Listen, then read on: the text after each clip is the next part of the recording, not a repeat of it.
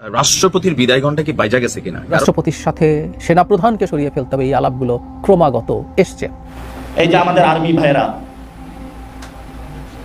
হাতে শুধু অস্ত্র থাকতে হয় না, মাথায় কিছু গিলু থাকতে হয়।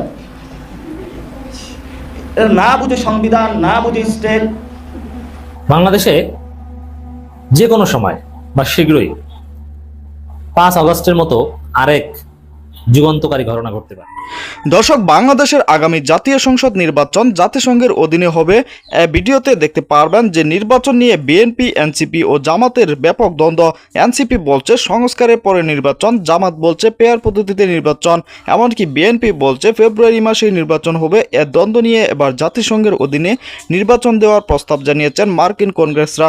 বিস্তারিত তথ্য জানতে পারবেন এই ভিডিওতে। 1 সেকেন্ডও না টেনে পুরো ভিডিওটি দেখবেন। চ্যানেলে নতুন হলে সাবস্ক্রাইব করে রাখবেন পরবর্তী আপডেট পাওয়ার জন্য।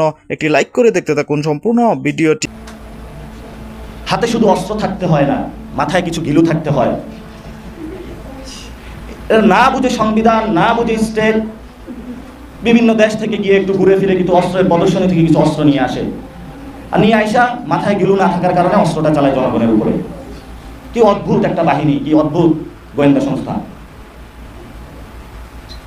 আপনার মাথার মধ্যে যদি ন্যূনতম কমন সেন্স থাকতো, আপনি আয়নাঘর বানাইতে পারতেন না। ন্যূনতম কমন সেন্স থাকলে এই পরিস্থিতিতে আপনি একাকারে পায়তারা করতেন না। ন্যূনতম কমন সেন্স থাকলে আপনি 5 তারিখে রাজনৈতিক ব্যক্তিবৃন্দকে নিয়ে ওই ধরনের একটি সংকটের মুহূর্তে বাংলাদেশকে ঠেলে দিতে পারতেন না। আপনাদের হেলিকপ্টার দিয়ে শেখ হাসিনা পালিয়েছিল।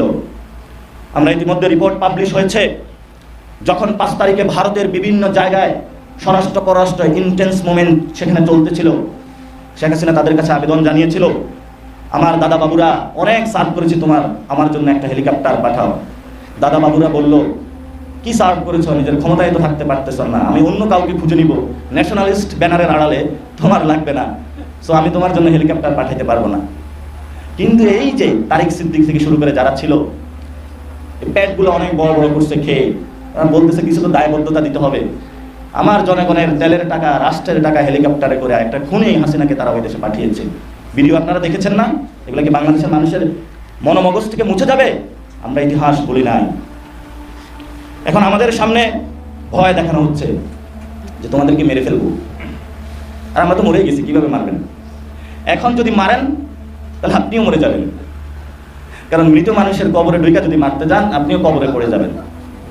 এজন্য বলবো, অস্ত্র যেমন আছে আপনার কাছে, মাথায় কিছু সংবিধান, স্টেট, এই বিষয়গুলো নিয়ে নিজেদেরকে এখনো সময় আছে, নিজেদের মধ্যে জাগরণ তৈরি করেন। রাষ্ট্রপতির সাথে সেনাপ্রধানকে সরিয়ে ফেলতে হবে, এই আলাপগুলো ক্রমাগত এসছে। এখন রাষ্ট্রপতিকে রাখার বিরুদ্ধে নানান রকম যুক্তি, কুযুক্তি, এগুলো কোনো যুক্তি না, দেওয়া হচ্ছিল। হ্যাঁ, তিনি আওয়ামী লীগের লোক, তাকে সরিয়ে দেওয়া যেতে পারতো। এখনও সরানো নিয়ে নানান রকম কনস্টিটিউশনাল আলাপ হয়, তখনও হচ্ছিল। যেমন ধরুন, রাষ্ট্রপতি তো স্পিকারের কাছে পদত্যাগপত্র দেওয়ার কথা, স্পিকার তো নাই, তিনি রিজাইন করেছেন সংবিধান অনুযায়ী। আমি আর্টিকেল ধরে ধরে বলছি, এগুলো সব কনস্টিটিউশনে আছে, যেগুলো দেখে নিতে পারেন। আবার এটাও আছে যে তার পদত্যাগ করলেও তিনি পরবর্তী স্পিকার আসা পর্যন্ত তিনি কার্যত স্পিকার হিসাবে দায়িত্বে থাকবেন। এইসব টেকনিক্যালিটিসের প্রয়োজন নেই। আমি মনে করি রাষ্ট্রপতি স্পিকার না, যে কারো কাছে পদত্যাগপত্র, ধরুন প্রধান বিচারপতি দিয়ে চলে গেলেন, নতুন রাষ্ট্রপতি আসলো, এগুলো আমরা পরে র্যাটিফাই করে নিতে পারবো। এই সরকার আসলে অনেক কিছুই আগামীতে কনস্টিটিউশনে র্যাটিফাই করতে হবে, সুতরাং ওটা মেজর ইস্যু না। কিন্তু প্রশ্ন হচ্ছে, রাষ্ট্রপতিকে সরানোর জন্য যুক্তি দেওয়া হচ্ছিল তিনি নাকি জরুরি অবস্থা জারি করে দেবেন। তো তখনও আমি ধরে ধরে দেখিয়েছি যে জরুরি অবস্থা জারির জন্য সেই কাগজে, সেই অফিসিয়াল লেটারে প্রধানমন্ত্রী, মানে এখন প্রধানমন্ত্রী যাতে প্রধান উপদেষ্টা, তার সিগনেচার থাকতে হবে। সুতরাং একজন রাষ্ট্রপতি একা একা কখনো জরুরি অবস্থা জারি করে দিতে পারে না। তবে রাষ্ট্রপতির একটা জায়গায় এখনো গুরুত্ব আছে, সেটা হলো আমাদের বাহিনী প্রধান। তিনি যেহেতু আমাদের সশস্ত্র বাহিনীর সর্বাধিনায়ক, তাই সশস্ত্র বাহিনীর যে কোনো একজন, ধরলাম সেনাপ্রধানকে সরানোর জন্য প্রধান উপদেষ্টার সাথে রাষ্ট্রপতিরও সম্মতি প্রয়োজন হবে। এটা একটা গুরুত্বপূর্ণ জায়গা। ফলে সেনাপ্রধানকে অপসারণ করতে যারা চান, এবং কেন চান সেটা নিয়ে অনেক কথা আমরা বলেছি, আবারও বলি, সেটা হচ্ছে এই সেনাপ্রধান নির্বাচনের পক্ষে অবস্থান নিয়েছেন। তিনি সেনাবাহিনীকে খুব বেশি লম্বা সময় বাইরে রাখতে চান না, প্রকাশ্যেই বলেছেন।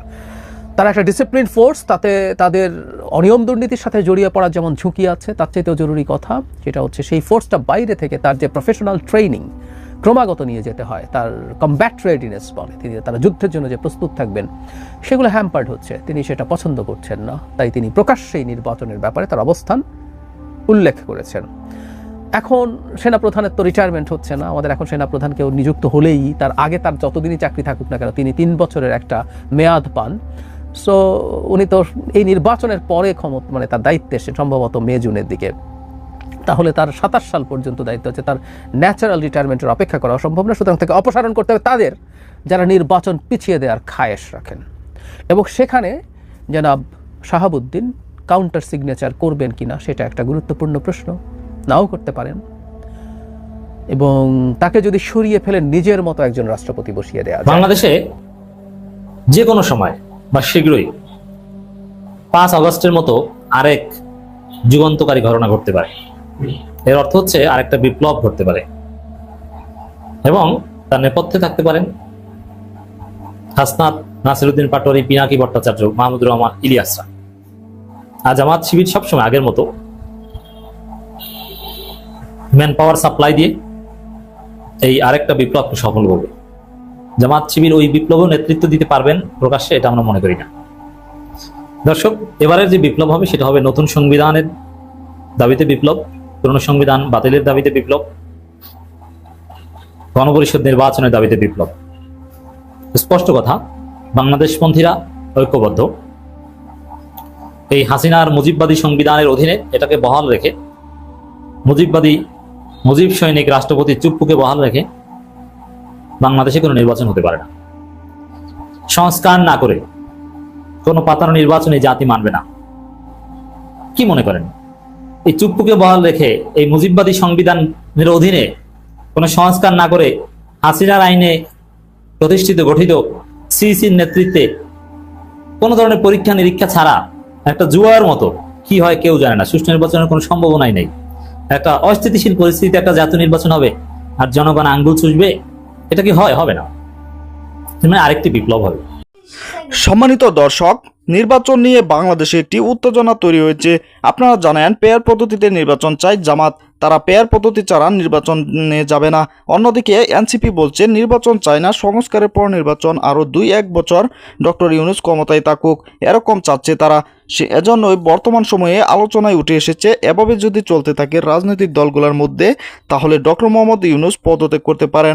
এমনকি পদত্যাগ করে হয়তো জাতিসংঘের অধীনে নির্বাচন দিবেন, না হয় সেনাপ্রধানের অধীনে একটি নির্বাচন দিবেন। দর্শক, সেজন্যই কিন্তু বর্তমান সময়ে একটি উত্তেজনা চলছে রাজনৈতিক মহলে। দর্শক, এ বিষয়ে আপনাদের কি মতামত তা অবশ্যই কমেন্টে জানাবেন, এবং পরবর্তী ভিডিওগুলো সবার আগে পেতে চ্যানেলটিকে এখনই সাবস্ক্রাইব করে রাখুন। আসসালামু আলাইকুম।